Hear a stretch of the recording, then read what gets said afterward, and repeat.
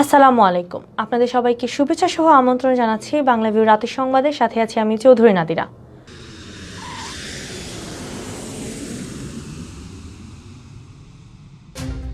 Japan সরকারি উপহারে অ্যাস্ট্রাজেনেকার আরও 7,81,320 dose টিকা এসেছে বাংলাদেশে। 3 আগস্ট আসবে আরও 6,16,780 ডোজ টিকা। উসমানী বিমানবন্দরে লন্ডন যাত্রী নারীকে হয়রানির ঘটনায় বাসায় গিয়ে বিমান কর্মকর্তাদের দুঃখ প্রকাশ। 2 কর্মকর্তা সাময়িক বরখাস্ত, তদন্ত কমিটি গঠন। আগস্টে হচ্ছে না সিলেট 3 আসনের স্থগিত উপনির্বাচন। 4 সেপ্টেম্বর ভোট গ্রহণের পরিকল্পনা নির্বাচন কমিশনের। দেশে করোনায় আরও 218 জনের মৃত্যু, আক্রান্ত শনাক্ত 9,369 জন। সিলেট বিভাগে করোনায় প্রাণ গেল আরও 9 জনই, 340 জন শনাক্তের দিনে সুস্থ হলেন 218 জন। করোনা সংকটকালে সিলেটে অব্যাহত আছে ক্যাপ ফাউন্ডেশনের মানবিক কার্যক্রম। 1000 মানুষের মধ্যে রান্না করা খাবার বিতরণ। যশোরের শার্শায় এক সন্তানের জননীর রহস্যজনক মৃত্যু, স্বামীর পরকে বাধা দেওয়ায় পিটিয়ে হত্যা করা হয়েছে বলে অভিযোগ স্বজনদের।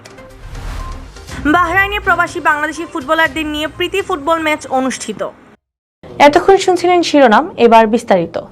টিকার বৈশ্বিক উদ্যোগ কোভ্যাক্সের মাধ্যমে জাপান সরকারের উপহারে 7,81,320 ডোজ অক্সফোর্ড অ্যাস্ট্রাজেনেকা টিকা ঢাকায় পৌঁছেছে।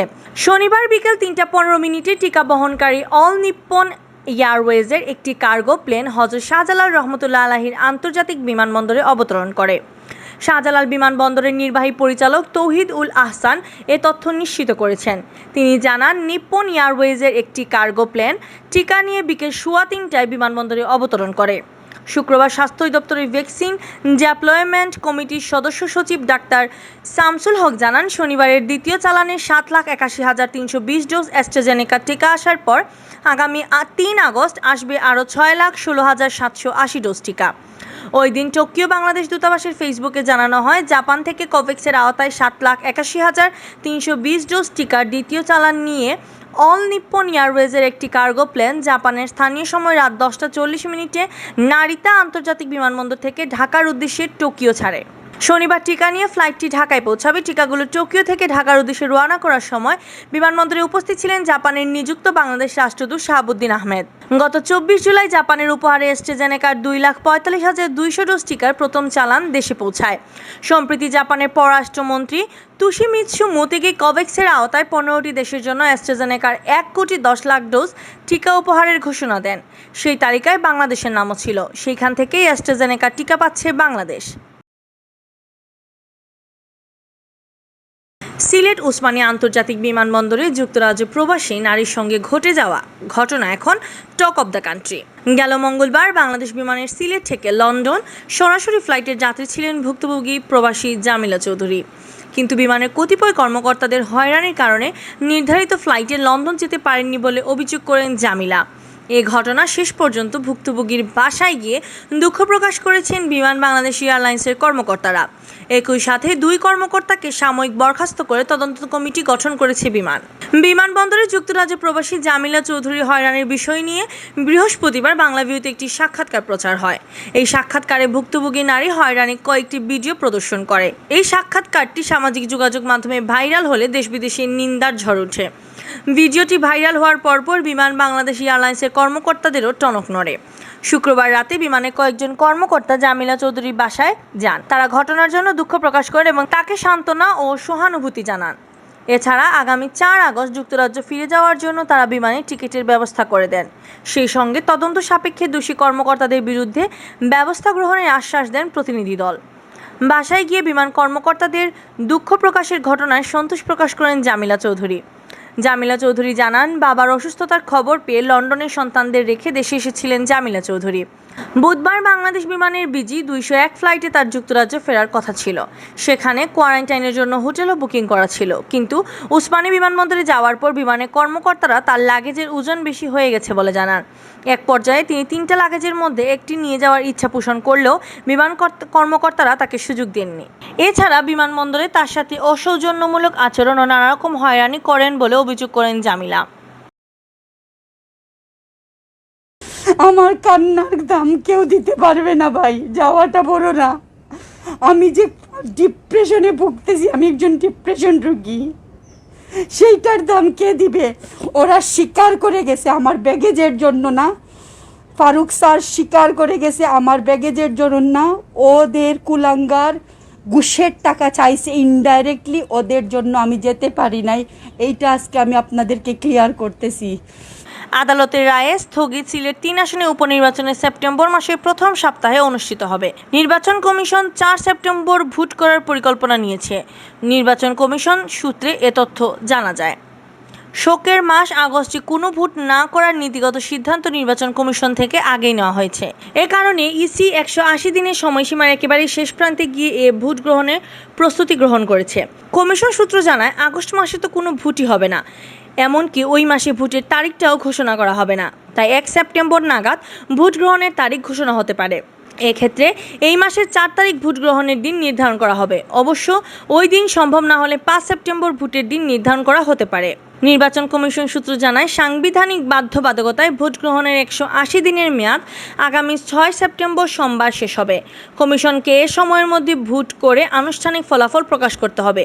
প্রসঙ্গত, করোনা সংক্রমণ পরিস্থিতিতে রিট আবেদনের পরিপ্রেক্ষিতে উচ্চ আদালত এক আদেশে সিলেট 3 আসনে উপনির্বাচন আগামী 5 আগস্ট পর্যন্ত স্থগিত করে। আদালতের আদেশ পেয়ে ইসি ওই দিনে উপনির্বাচনটি স্থগিত ঘোষণা করে প্রজ্ঞাপন জারি করে। পূর্ব ঘোষিত শিডিউল অনুযায়ী 28 জুলাই এই আসনে উপনির্বাচনের কথা ছিল। তবে আদালতের আদেশ অনুযায়ী 5 আগস্টের পরে যে কোনো দিন ভোট গ্রহণের সুযোগ থাকলেও শোকের মাস হিসাবে বিবেচনা করে তারা সেপ্টেম্বরে ভোট করতে চাচ্ছেন।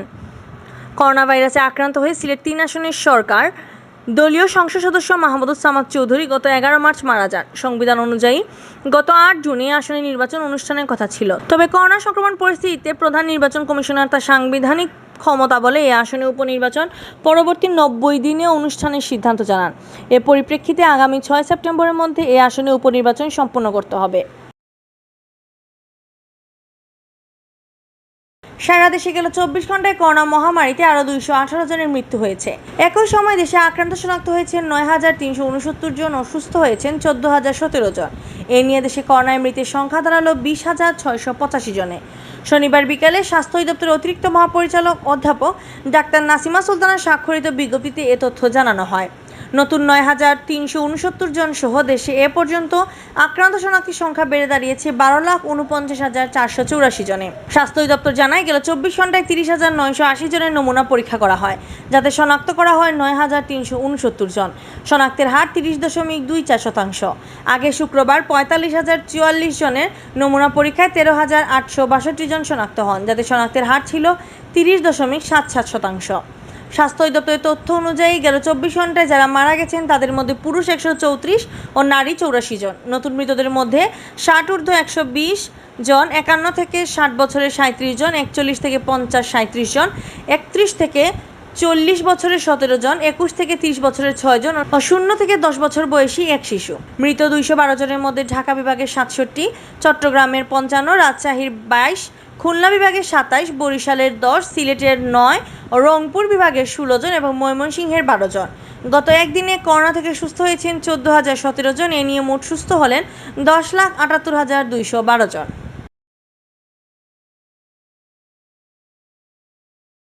এদিকে করোনা ভাইরাসের সংক্রমণ ঠেকাতে সারা দেশের সিলেটেও চলছে কঠোর লকডাউন। স্বাভাবিকের তুলনায় মানুষজন কমই বের হচ্ছেন ঘর থেকে, তবুও সিলেটে থামছে না লাশের মিছিল। প্রতিদিনই পাওয়া যাচ্ছে করোনায় প্রাণহানির খবর। শনিবার সকাল 8টা থেকে পূর্ববর্তী 24 ঘন্টা বিভাগে মারা গেছেন আরও 9 জন। এর মধ্যে সিলেটের 2, মৌলভীবাজারের 1। এছাড়া একই সময় সিলেট উসমানী মেডিকেল কলেজ হাসপাতালে চিকিৎসাধীন আরও 6 জন রোগী মারা গেছেন করোনায়। একই সময়ে বিভাগে নতুন করে 340 জনের শরীরে করোনা সংক্রমণ ধরা পড়েছে। এর মধ্যে সিলেটের 173, সুনামগঞ্জের 32, হবিগঞ্জের 44 ও মৌলভীবাজারের 55 জন। এছাড়াও Sylhet MAG Usmani medical college হাসপাতালে চিকিৎসাধীন 36 জনের শরীরে ধরা পড়েছে করোনা ভাইরাস।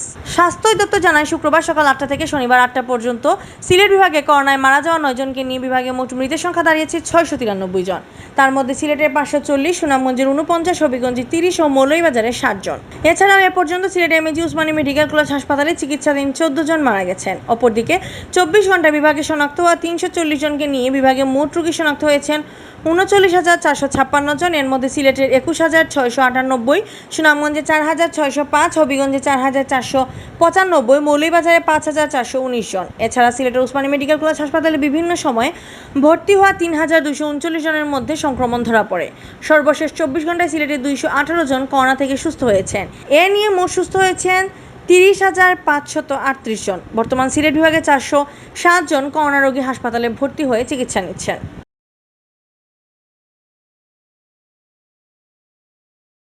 সিলেট নগরীর টিলাগড় এলাকায় 1,000 অসহায় মানুষের মাঝে রান্না করা খাবার বিতরণ করেছে ক্যাপ ফাউন্ডেশন। শনিবার দুপুরে টিলাগড় এলাকায় অসহায় মানুষের মধ্যে খাদ্য সামগ্রী বিতরণ করা হয়। করোনা সংকটের শুরু থেকে নানাভাবে অসহায় মানুষের পাশে দাঁড়িয়েছে ক্যাপ ফাউন্ডেশন। ধারাবাহিক মানবিক কর্মকাণ্ডের অংশ হিসেবে শনিবার 1,000 মানুষের মাঝে রান্না করা খাবার বিতরণ করেন তারা। পর্যায়ক্রমে 5,000 মানুষকে খাদ্য সহায়তা করা হবে বলে জানান ফাউন্ডেশনের সদস্যরা। খাদ্য বিতরণ অনুষ্ঠানে প্রধান অতিথি হিসেবে উপস্থিত ছিলেন সিসিক কাউন্সিলর আজাদুর রহমান। এ সময় উপস্থিত ছিলেন ক্যাপ ফাউন্ডেশনের কোঅর্ডিনেটর মোহাম্মদ দেলোয়ার হোসেন, স্বেচ্ছাসেবক মিলন তালুকদার, ফজল মাহদুদ হৃদয়, দীপক অধিকারী, শামীম তালুকদার, সুমন দাস, তানিম আহমদ, সৌরভ আহমদ, মনোয়ার হোসেন গুলজার ও নাজিম আহমদ।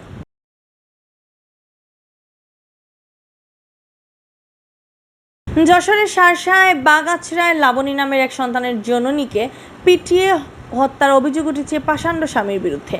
শনিবার সকালে উপজেলার বাগাছড়া হাজিপাড়ায় এ ঘটনাটি ঘটে। 5 বছর আগে যশোরের মনিরামপুর উপজেলার চাকলা কাঁঠালতলা গ্রামে সবুজ আলী গাজীর মেয়ে লাবণীর বিয়ে হয় শার্শা উপজেলার বাগাছড়া 7 মাইল এলাকার শফিকুল ইসলাম শফির ছেলে ইমামুল ইসলামের সাথে। তাদের ঘরে আলো করে আসে একটি পুত্র।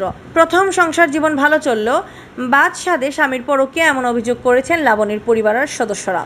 তারা জানান, শুক্রবার রাতে স্বামী ফোন হাতে নিয়ে একটি মেয়ের সাথে প্রেম সংক্রান্ত আলাপের একটি অডিও রেকর্ড শুনতে পান লাবণী। এ নিয়ে স্বামীর সাথে ঝগড়ার এক পর্যায়ে লাবণীকে বেধড়ক মারেন ইমামুল। এক পর্যায়ে লাবণী মারা গেলে আত্মহত্যা বলে দাবি করেন স্বামী। তবে লাবণীর মৃত্যুর পর থেকে তার শ্বশুরবাড়ির লোকজন পালিয়ে যান। নিহত লাবণীর ভাই সুহেল জানায়, লাবণীর স্বামী টাকার জন্য প্রায় থেকে মারধর করতেন।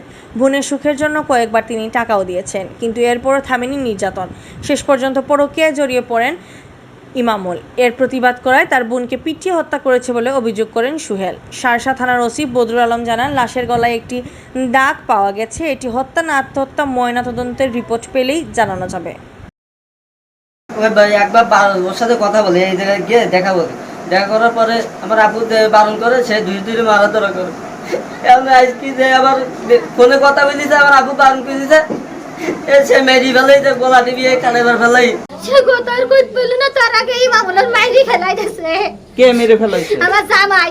আমরা এসে মৃতদেহ দেখলাম, মৃতদেহ ভালোভাবে উলট পালট করে দেখলাম যে ওদের গলায় ওই কালো দাগ দেখা গেছে। আমরা লাশ ময়নাতদন্তের জন্য প্রেরণ করব, তাহলে আমরা সঠিক কারণ নির্ণয় করতে পারবো।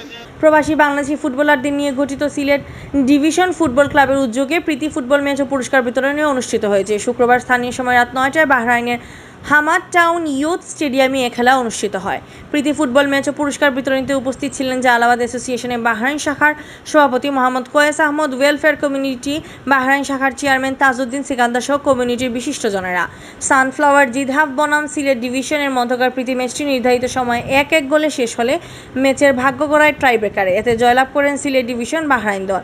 নির্ধারিত সময়ে সিলেট ডিভিশনের পক্ষে শিবলু ও সানফ্লাওয়ার জিদহাফের পক্ষে ফখরুল গোল করেন। খেলা শেষে অতিথিদের কাছ থেকে পুরস্কার গ্রহণ করেন চ্যাম্পিয়ন দলের অধিনায়ক শাহিন আহমেদ। খেলায় ম্যান অব দ্য ম্যাচ হন সিলেট ডিভিশনের কামরান আহমেদ।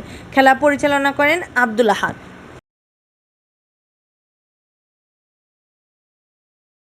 এতক্ষণ দেখছিলেন বাংলাভিউ রাতের সংবাদ। সাথে থাকার জন্য ধন্যবাদ।